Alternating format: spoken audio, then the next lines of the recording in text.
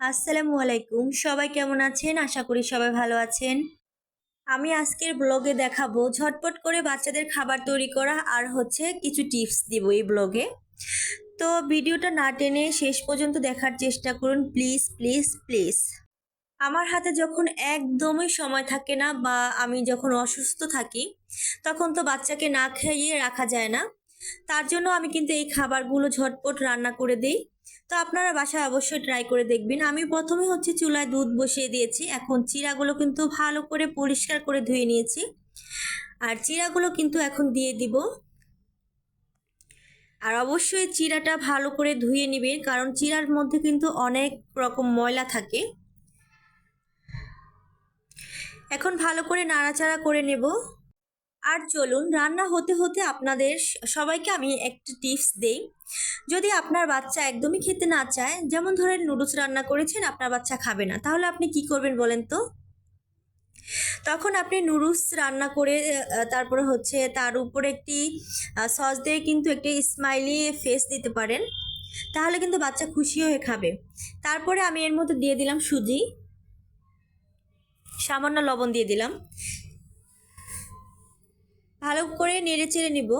আর অবশ্যই নুডলস রান্না করার সময় গাজর, বরবটি এগুলো দেওয়ার চেষ্টা করবেন। এগুলো কিন্তু অনেক পুষ্টিকর।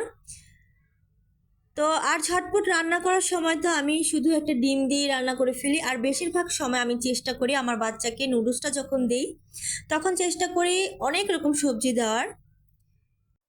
আমার ইউসুফ প্রচুর কম খাবার খায়, যার জন্য আমি চেষ্টা করি সবসময় একটু পুষ্টিকর খাবার দেওয়ার জন্য।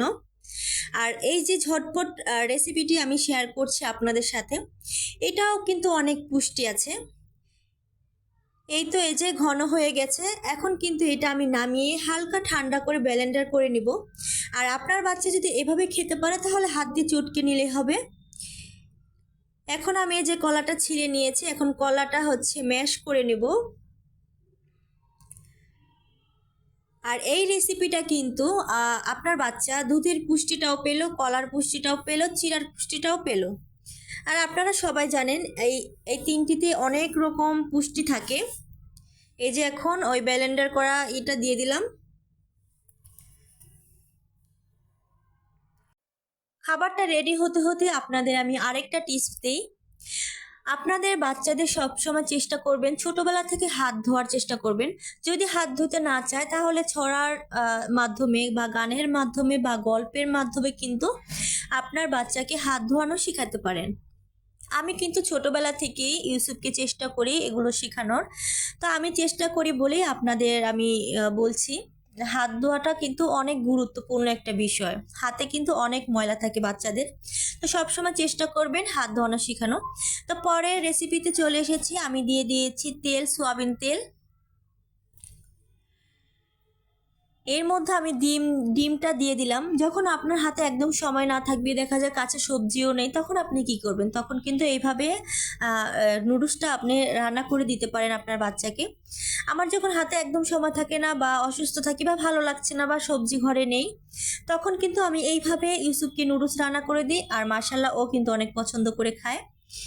আর ডিমটা ভালো করে কুক করে নিব। আর কাঁচা থাকলে কিন্তু একটা গন্ধ লাগবে, খেতে চাইবে না। তো এর মধ্যে দিয়ে দিলাম পানি, পরিমাণ মতো পানি দিলাম, যেন নুডলসটা একটু ভেজা ভেজা টাইপের থাকে, না হলে ইউসুফ খেতে পারে না। এই নুডলসটা ঢেলে দিলাম।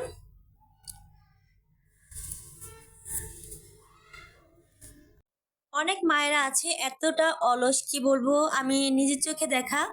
বাইরের দোকান থেকে খাবার কিনে দিবে কিন্তু বাসা খাবার তৈরি করে দিবে না, আবার বলে ঘরের খাবার আমার বাচ্চা খায় না।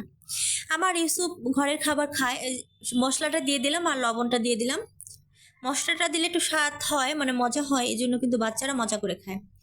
আমার ইউসুফকে সবসময় ঘরের খাবার দেওয়ার চেষ্টা করি। এই জন্য অনেকেই বলে যে আমার বাচ্চা ঘরের খাবার খায় না। খাবে কি করে? ওদের তো বাইরের খাবার খাওয়ায় এমন অভ্যাস করছে এখন ঘরের খাবার খেতেই চায় না।